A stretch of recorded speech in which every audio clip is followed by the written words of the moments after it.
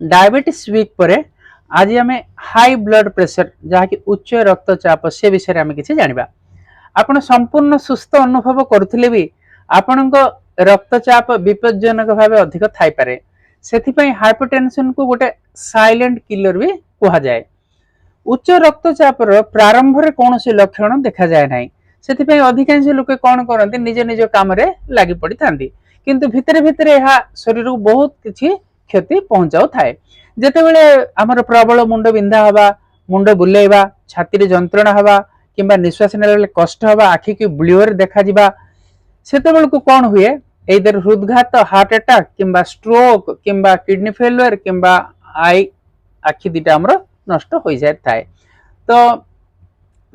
कौन हुए जितेबले कि आमर रक्तचाप क्रमागत भाव अधिक रहे से कौन हुए आम हार्ट रे जो आर्टरी वेन्स जहाँ धमनी गुड़िक थाए से गुड़ा शक्त हो जाए थाए। जमी आम घर जो गार्डन रे पानी पकेवा पाइप जमती गड़ी गड़ी कि नष्ट हो जाए खरा वर्षा बाजी सेमती आम हृदय आर्टरी वेन भी नष्ट हो जाए जहाँकि आम हृदय को अधिक पंपिंग करिया पड़ता है।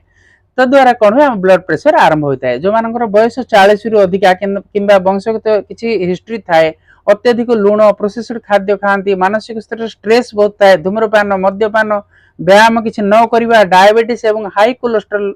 एमानंकु रिस्क अधिका थाए। तो प्रति 6 मास थे आपण रक्तचाप जहाँकि ब्लड प्रेशर को परीक्षा कर नियंतु प्रोसेस्ड खाद्य को टोटाल छाड़ू लुण को कम करंतु एवं आपण प्लेट रे सबुदिन पनीपरिया फल एवं गोटा शस्य राजमा जहाँकि काबुली ये सब ऐड करंतु रागी भी आपण ऐड करि परिबे। दिन को मिनिमम 30 मिनट चलतु 7 ରୁ 8 घंटा भल निद हो जदि डाक्तर किसी औषध देते नियमित व्यवहार करें बंद करंतु नहीं। मु डॉक्टर सुशांत कुमार पंडा क्लिनिकल माइक्रोबायोलॉजिस्ट एवं न्यूट्रिशन स्पेशलिस्ट हिसाब से मु आपण स्वास्थ्य संबंधी तथ्य पाई एही पेज को आपण फॉलो करंतु एवं वीडियो को भल लागले आपण परिवार सांग मन संगे शेयर करंतु कारण आज रक्तचाप जांच करिवा द्वारा आसंता काली जनकर जीवन बंची पारे।